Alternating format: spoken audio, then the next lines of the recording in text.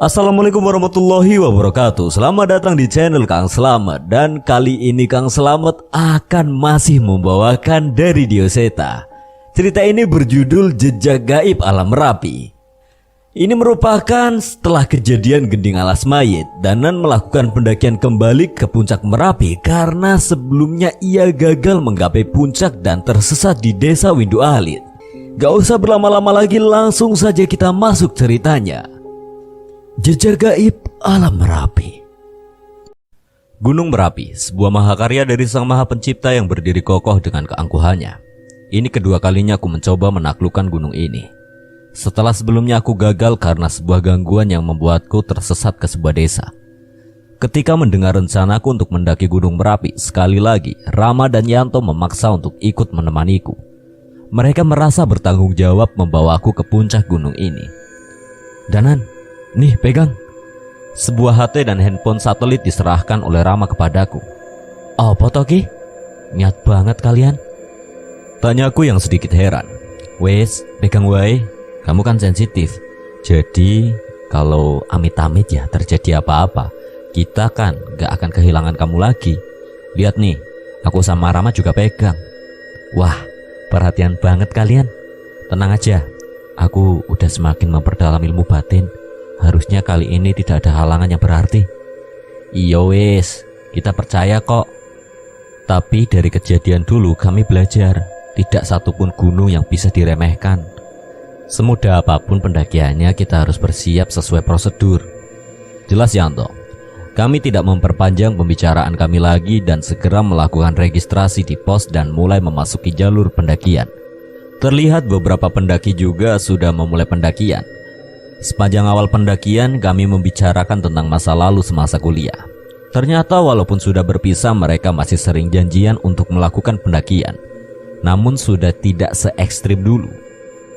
Selangkah demi selangkah kami lalui. Kondisi jalur pendakian Gunung Merapi memang didominasi dengan jalan menanjak dan bebatuan. Kami sampai di silter pertama saat maghrib. Walaupun belum terlalu lelah, kami tetap berhenti untuk menyempatkan waktu untuk beristirahat dan menunaikan kewajiban kami sebagai makhluk ciptaan yang maha kuasa. Matahari mulai terbenam. Langit pun mulai terlihat gelap. Kami melanjutkan perjalanan dengan penerangan dari lampu senter. Selama perjalanan tidak ada halangan yang berarti sampai setelah melewati pos pertama, Rama yang berjalan di depanku terlihat terhenti. Memang dari tadi aku merasa ada yang aneh. Entah mengapa sepanjang perjalanan terasa sepi, tidak ada suara jangkrik atau binatang malam maupun pendaki lain. Rama, kenapa berhenti? Tanya Yanto memastikan keadaan. Itu apa Dan? Ucap Rama dengan suara yang bergetar. Aku berlari menyusul Rama. Rupanya di hadapan Rama berdiri sosok makhluk hitam besar membelakangi kami. Ia menoleh dan memamerkan matanya yang merah dan taring yang keluar dari mulutnya. Segera aku mengambil posisi terdepan dan mendahului Rama dan mendekat ke arah makhluk itu. Namun makhluk itu menghilang tanpa jejak seperti asap. Danan, gimana?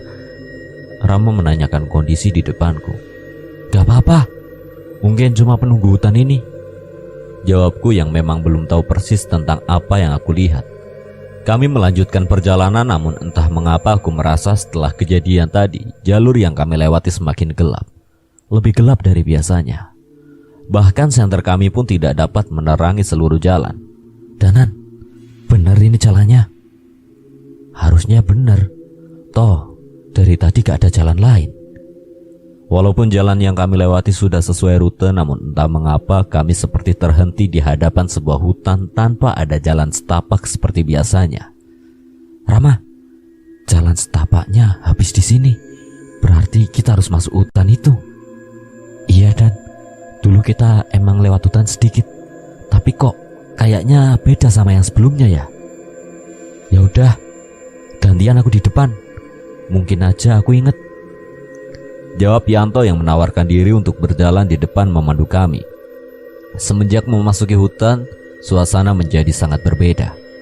Cahaya bulan hampir tidak bisa masuk ke hutan ini. Hanya penerangan dari senter kami lah yang membantu kami untuk mencari jalan. Kami berjalan menelusuri gelapnya hutan, tapi entah mengapa perjalanan kami terasa lama sekali. Danan, Kamu gak merasa ada yang aneh? Iya, kita udah jalan lama tapi kenapa gak ketemu ujung dari hutan ini ya? Emang kamu tahu kita diisengin apa enggak? Kali ini Yanto mencoba memastikan padaku kalau ada yang iseng. Aku pasti sudah sadar, tapi memang aneh. Di gunung yang biasanya banyak makhluk gaib, di hutan ini malah tidak ada sama sekali. Ceritaku pada kedua temanku. Kami menyudahi pembicaraan kami dan mulai berjalan lagi. Entah berapa jam perjalanan hingga lampu senter kami mulai meredup. Saat diselimuti rasa lelah, kami mulai merasa gelisah. Angin dingin yang berhembus merubah suasana hening ini menjadi semakin mencekam. Api! Itu ada api, Danan!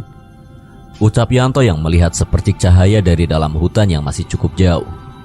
Kami merespon ucapan Yanto dan mempercepat langkah kami. Yanto, tunggu! Semakin dekat dengan nyala api itu, perlahan aku mencium bau yang cukup aneh. Kenapa, Danan?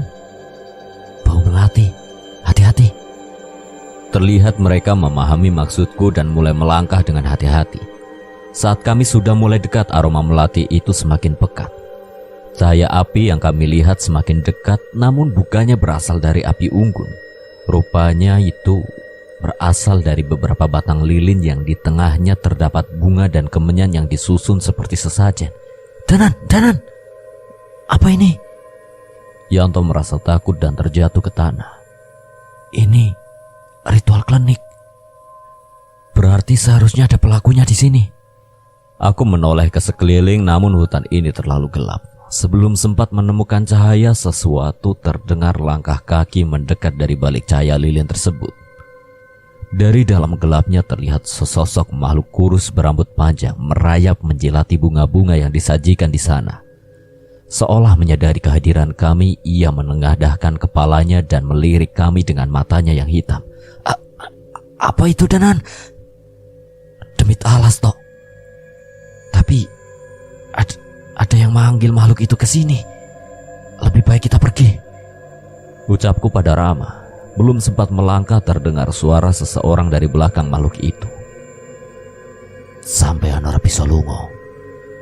Saat ini aku mulai merasakan bahaya. Demit-demit yang aku lihat sepanjang jalan dan bahkan yang memakan sesaji ini belum ada yang membuatku gentar. Namun saat suara itu terdengar, situasi di hutan ini semakin berubah mengerikan. Suara sebuah benda jatuh di dekat Yanto. Ia menoleh ke arah benda yang jatuh tak jauh dari tempat ia terduduk. Tangannya mencoba meraihnya, namun ia mengenali tekstur yang ia pegang. Penyesalannya sudah terlambat.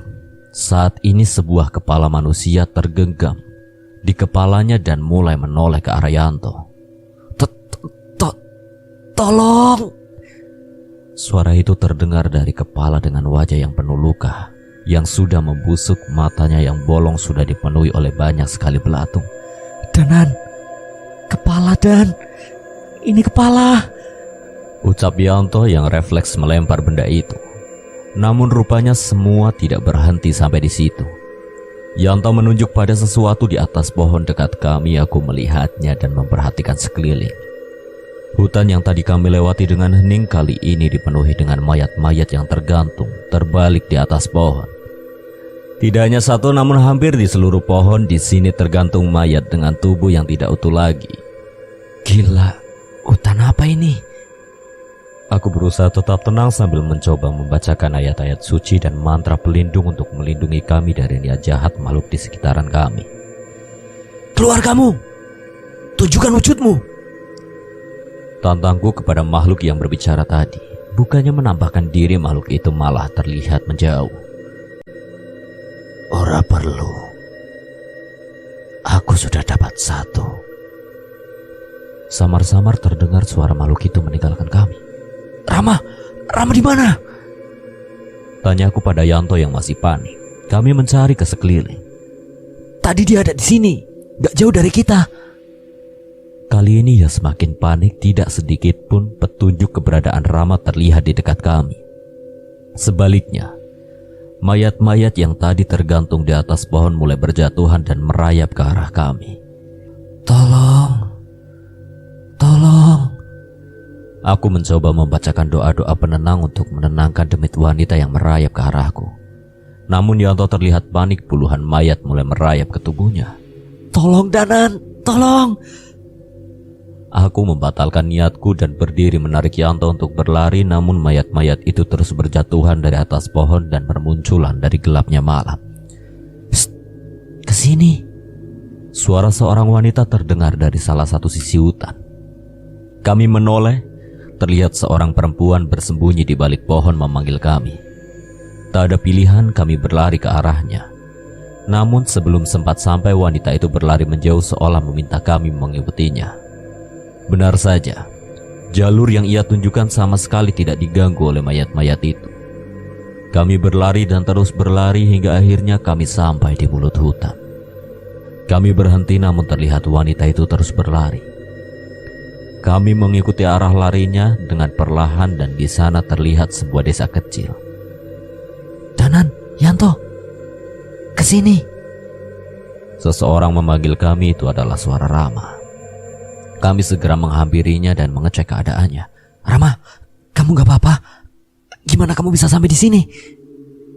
"Itu waktu terpisah dari kalian aku ketemu mbak itu dan dia ngajak aku ke sini." Kami memperhatikan desa itu, nampak rumah-rumah kayu zaman dulu mendominasi bangunan di desa ini. "Mas, mau ke puncak ya?" Tiba-tiba terdengar suara seorang bapak menghampiri kami. "Iya pak, bener, lewat sini jalurnya ya pak." Aku menjawab pertanyaan bapak itu. "Biasanya jarang ada yang lewat sini, tapi saya juga heran, kenapa malam ini jadi banyak yang lewat desa ini ya?" Bapak itu bertanya kembali. Aku menceritakan semua yang terjadi, termasuk mengenai makhluk yang kami lihat di hutan tadi. Bapak itu hanya mengerutkan dahi menunjukkan rasa simpatiknya. "Ya sudah mas, mas-masnya ini istirahat dulu aja di sini. Bahaya kalau kemalaman. Lagi pula kemungkinan mas-masnya juga sudah diincar." Ucap bapak itu, kami duduk di salah satu selasa rumah warga dan meminum air perbekalan kami untuk menghilangkan rasa lelah. "Mas, sini!" Terdengar suara seorang perempuan memanggil kami. Rupanya itu adalah suara perempuan yang memandu kami keluar dari hutan. Mbak, tadi terima kasih ya sudah membantu kami keluar dari hutan," ucap Rama membuka pembicaraannya. "Iya mas, gak apa-apa, udah biasa. Ini Sabtu Kliwon.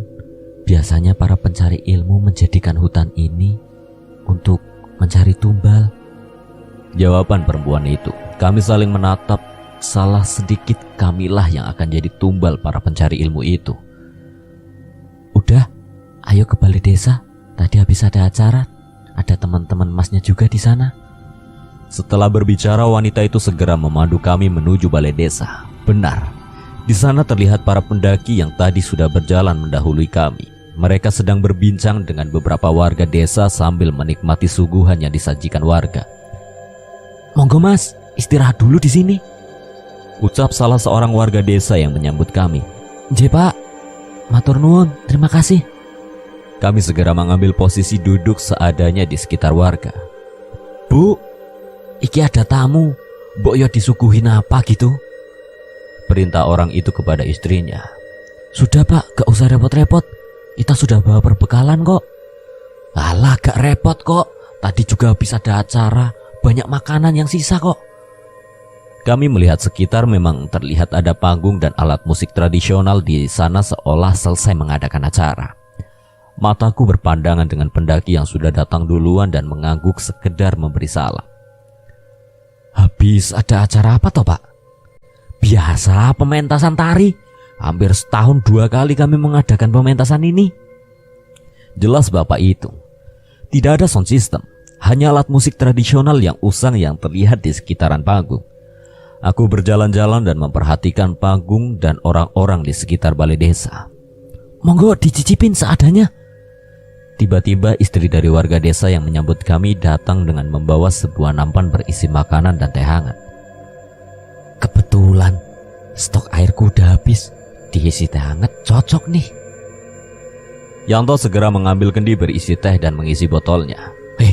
Yang sopan kamu," ucap Rama sambil memukul lengan Yanto yang dengan cepat dihindari oleh Yanto. "Ya sudah, dinikmati dulu ya, saya tinggal dulu." ucap warga desa itu. Terima kasih banyak, Pak.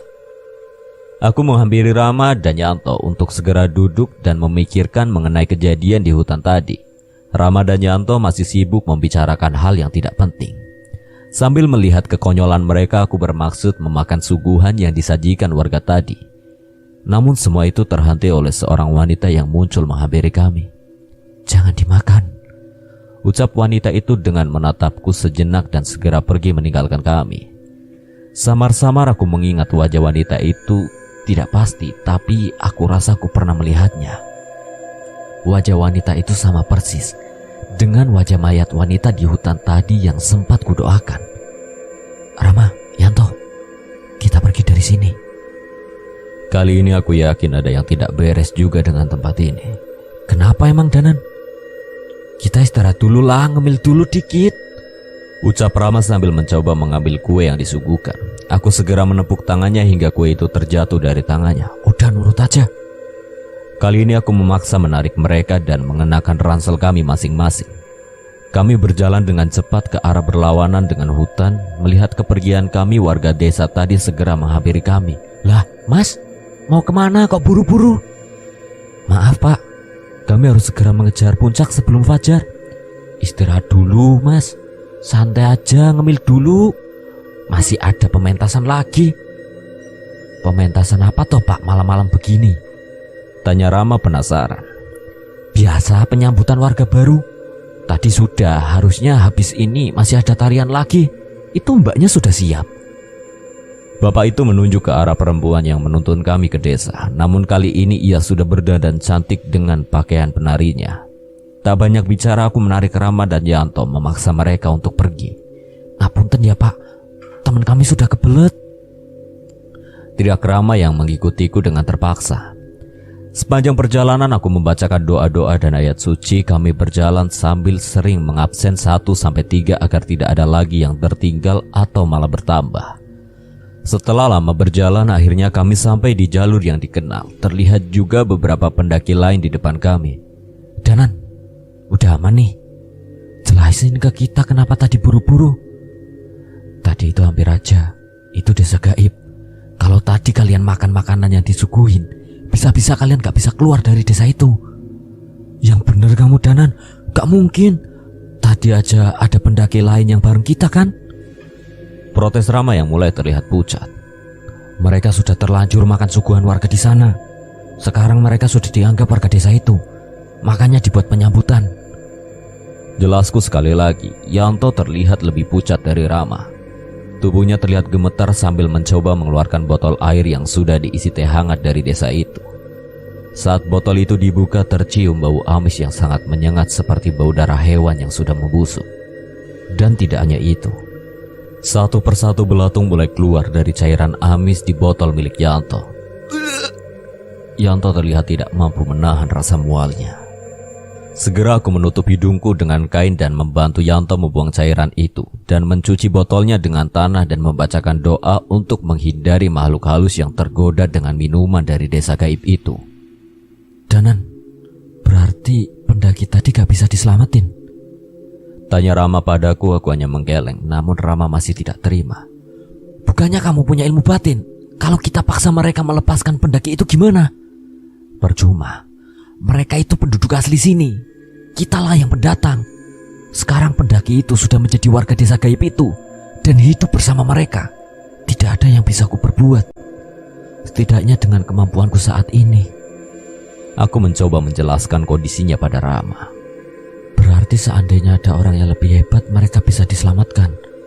Mungkin bisa. Saat kita turun, kita sampaikan kejadian ini pada juru kunci. Seharusnya ia mempunyai wibawa yang cukup untuk meminta pendaki itu kembali. Rama mulai mengerti, dan Yanto pun sudah mulai tenang. Kami melanjutkan untuk berjalan kembali dan memutuskan membuka tenda di pos Pasar Bubrah bersama pendaki lainnya. Danan, katanya Pasar Bubrah juga angker.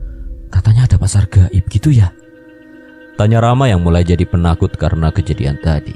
Iya, tiap hari ini buka pasarnya, tenang aja, jawabku menenangkan mereka. Kami beristirahat dan menghabiskan sisa malam untuk tidur di tenda. dan memasang alarm menjelang subuh untuk segera menjemput puncak Merapi yang gagal kugapai beberapa tahun lalu. Pagi mulai datang. Sebelum alarm berbunyi, suara pendaki lain sudah lebih dulu membangunkanku. Terlihat Rama dan Yanto juga berusaha keras menahan rasa kantuknya. Kami bersiap untuk memulai pendakian di medan yang berbatu. Kami bersiap mendaki Gunung Anyar untuk mencapai Merapi. Aroma belerang mulai tercium dengan udara dingin yang selalu berasap. Hingga akhirnya kami sampai di puncak di mana terdapat tempat datar yang cukup luas. Tepat di bawah puncak Garuda. Tepat saat matahari terbit, sebuah pemandangan yang luar biasa terlukis di hadapanku. Kemegahan gunung-gunung terindah di Jawa Tengah terlihat dari sini. Indahnya Gunung Sindoro, Sumbing, Pegunungan Dieng, dan Gunung Slamet terlihat dari horizon barat. Megahnya Gunung Merbabu yang dapat dilihat dari sebelah utara, dan Gunung Lawu di sebelah timur yang terlihat berdiri kokoh. Sungguh, sebuah keagungan ciptaan yang maha kuasa yang tidak henti-hentinya kukagumi. Seolah seluruh medan berat dan perjalanan yang mencekam tadi tidak lagi berarti setelah melihat semua ini. "Danan, sini aku fotoin," teriak Rama padaku. Aku menghampiri mereka dan berpose tepat di bawah puncak Garuda. Sebuah batu yang dulunya berbentuk seperti burung Garuda yang hancur pasca erupsi tahun 2010 lalu. Kami beberapa kali berfoto sambil mengibarkan bendera merah putih. Sebuah kebanggaan atas keindahan alam yang dimiliki oleh bumi pertiwi ini. "Ram, nanti fotonya cetakin yang banyak ya," pintaku pada Rama. "Buat apaan? Sejak kapan kamu jadi narsis begitu? Mau aku kirim ke kenalanku di desa Windu Alit, mereka yang nolongin aku waktu dulu gagal kesini," jelasku pada Rama. Rama mengerti dan mengangguk tanpa bertanya lagi. Setelah puas beraktivitas di puncak, kami segera turun mengikuti alur pendaki lainnya. Dengan jalur yang terang, hampir tidak ada halangan untuk melewati jalur untuk turun. Sesuai rencana kami mampir ke pos registrasi dan menceritakan kejadian kami di desa gaib. Rupanya kejadian ini pernah terjadi beberapa kali. Beberapa fotokopi KTP ditunjukkan kepada kami untuk mengidentifikasi pendaki yang kami ceritakan. Kami menunjukkan yang kami ingat, dan apabila 1 kali 24 jam pendaki itu tidak kembali, mereka akan meminta tolong juru kunci untuk mencarinya. Baru saja mendapat sinyal, suara handphoneku berbunyi. "Woi Danan, neng di toko susah banget ditelepon." Itu adalah suara Cahyo, rekan kerjaku di pabrik gula milik Pak Lekku. "Di Merapi ora enek sinyal, maaf ya," jawabku pada Cahyo. "Merapi? Ngilmu apa lagi kamu?" "Halah, ora. Ini loh bareng teman-teman kuliahku." "Ya wis, kalau sudah cepat balik. Ini di pabrik gula ada masalah lagi. Aku sama Pak Alekmu butuh bantuan," jelas Cahyo. Aku mengiyakan perkataan Cahyo. Jika Cahyo sudah meminta tolong, berarti ia benar-benar kesulitan. Rama dan Yanto terlihat berkeliling mencari sarapan. Setelahnya kami berpisah dan kembali ke aktivitas masing-masing. Aku cukup senang. Setidaknya walaupun cukup sibuk, mereka rela menyempatkan waktu untuk memanduku ke indahnya puncak Gunung Merapi yang tidak akan pernah mungkin kulupakan. Selesai. Terima kasih buat Yosota yang telah mengizinkan saya membawakan ceritanya. Apabila ada kesalahan atau kekurangan, saya memohon maaf sebesar-besarnya. Akhir kata, Kang Selamat pamit undur diri. Wassalamualaikum warahmatullahi wabarakatuh. Sampai berjumpa lagi.